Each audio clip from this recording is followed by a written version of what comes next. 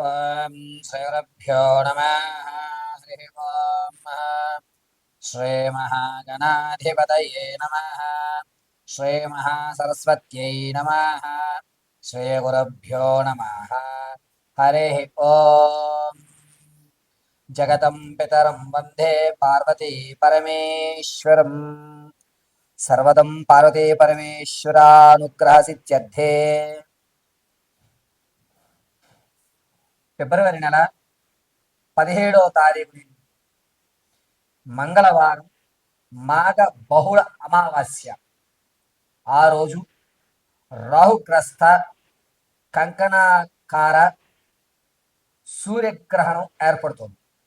ఈ గ్రహణం రోజు నుండి ప్రారంభమయ్యి 17వ తారీఖు మంగళవారం మాఘ బహుళ అమావాస్య నుండి ప్రారంభమయ్యి 1వ తారీఖు మార్చి 2026 వరకు కూడా 5 గ్రహాలు మిథున లగ్నంలోకి రావడము, ఈ పంచగ్రహాల కూటమి వాటి యొక్క ప్రభావం వల్ల ఏ రాశి వారు ఆర్థికంగా ఇబ్బందులు పాలవుతారు, ఏ రాశి వారికి అదృష్ట యోగం కలిగేటువంటి అవకాశం లభిస్తోంది, 5 గ్రహాలు ఒకే స్థానంలో ఉచ్చస్థితిలో చూస్తున్నాయా, లేక శనీశ్వరుని మూల త్రికోణంలో చూస్తుందా, గురువుని బలాయుక్తంతో అయ్యే విధంగా ఈ పంచగ్రహ కూటముల యొక్క ప్రభావం ఉంటుందా,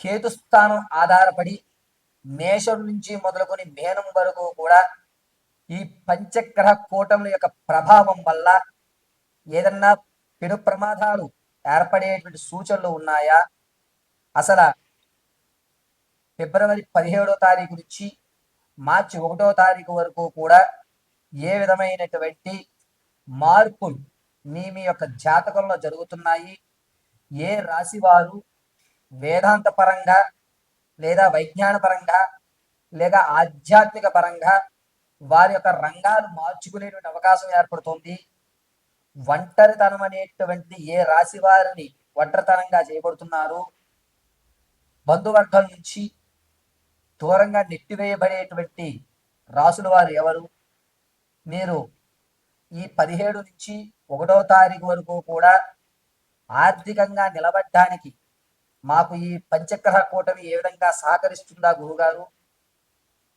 ఈ 17 నుంచి 1వ తారీఖు వరకు ఉండేటువంటి రోజుల్లో మేము ఏదన్నా పరిహారము మంత్ర జపము అనుసరిస్తే మా జీవితంలో మార్పులు సంభవిస్తాయా అనేటువంటి పూర్తి విశ్లేషణ మనం పరిశీలన చేసుకుంటూ ఉంటాం.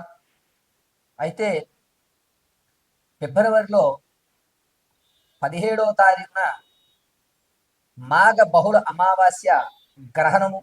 ఆ గ్రహణం మన భారతదేశంలో కనబడకపోవడం, కానీ గోచార రీత్యా జాతకాల్లో 5 గ్రహాలైనటువంటి రవి, చంద్రుడు, బుధుడు, శుక్రుడు, రాహువు, పంచగ్రహ కూటమైనటువంటి 5 గ్రహాలు రవి, చంద్రుడు, బుధుడు, శుక్రుడు, రాహువు, ఈ 5 గ్రహాలు కూడా ఒకే స్థానంలోకి ఏర్పడటం వల్ల మన జీవితంలో జరిగేటువంటి మార్పులు ఏమిటి అని వాటి యొక్క వివరణని పూర్తిగా మనం మేషం నుంచి మొదలు పెట్టుకుని మేనం వరకు కూడా ఒక్కసారి పరిశీలన చేద్దాం. ఈ పరిశీలనలో మీకు కావలసిన రెమెడీలు, ఇంట్లో ఉండి మీరు ఆచరించదగ్గ పరిష్కారాలు తెలియజేయడం జరుగుతుంది. అయితే ఈ పరిహారాలన్నింటినీ కూడా మీరు అమ్మవారి అనుగ్రహంతో చక్కగా ఇంటి వద్ద నిర్వర్తించుకుని సకల ఆర్థిక ఆరోగ్య స్థితిగతులతో ఉన్నతమైన స్థితిగతులతో ఉండాలని మనస్ఫూర్తిగా కోరుకుంటూ పంచగ్రహ కూటమిలో వల్ల జరిగేటువంటి మార్పుల్ని మనం ఇప్పుడు చర్చించుకుందాం. మిథున రాశి వారు ఫిబ్రవరి 17వ తారీఖు నుండి అనగా మాఘ బహుళ అమావాస్య మంగళవారం నుండి 1వ తారీఖు 3/2026 మార్చి వరకు కూడా పంచగ్రహ కూటమి వల్ల ఏ విధంగా ఆర్థికమైనటువంటి ఇబ్బందులు కలుగుతున్నాయి అంటే ఇంతకు ముందు ఎప్పుడూ కూడా లేని విధంగా నీ చేతిలో ధనం అనేటువంటిది నేలలా ఖర్చు అవ్వడం, ఎక్కడ ఎందుకు ఏ విధంగా ఖర్చు పెడుతున్నామో తెలియకుండా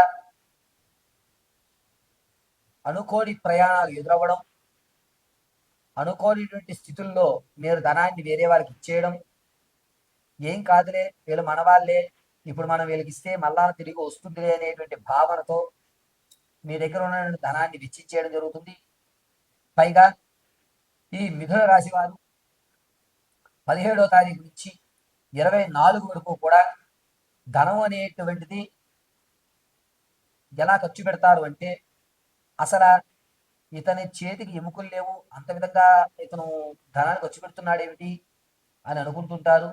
కానీ ఏదో తెలియని ప్రభావం వల్ల ఆ ధనం ఏముందిలే, ధనం ముఖ్యం కాదు, మనకి ప్రజలు ముఖ్యం, మనకి కష్టం వస్తే నలుగురు రావాలి అనేటువంటి ఒక ఆలోచనతో మీరు ధనాన్ని ఎక్కువ ఖర్చు పెడతారు.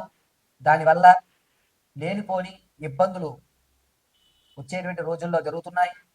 మీరు ఇప్పుడు ఖర్చు పెట్టేటువంటి ప్రతి రూపాయి కూడా అనవసరంగా బూడిదలో పోసిన పన్నీరుగా ఖర్చు పెట్టడమే తప్ప, ఈ రోజు మీరు ఎవరెవరికైతే ధనాన్ని ఖర్చు పెడుతున్నారో రానున్న రోజుల్లో వారు మీకు సహాయం చేసేటువంటి అవకాశం ఎక్కడా లేదు. కావున మీకు ధనం మీద ఎటువంటి నియంత్రణ ఉండదు. మీరు ధనాన్ని ఖర్చు పెట్టాలన్నా, ఏమి చెయ్యాలన్నా వేరొకరి పేరు పెట్టుకోండి బినామీగా, లేకపోతే వాళ్ళ పర్మిషన్ తీసుకుని ఖర్చు పెట్టుకోండి. నా దగ్గర అయితే ఏమీ లేదని 2 చేతులు ఎత్తి నా దగ్గర ఏమీ లేదు నాయన నమస్కారం పెట్టడం చాలా ఉత్తమము. 17వ తారీఖు నుంచి ప్రారంభమై 1వ తారీఖు వరకు కూడా మిథున రాశి వారు ధనాన్ని ఎంత దూరంగా ఉంచుకోగలిగితే అంత మంచిది. ఇది ఖచ్చితమండి.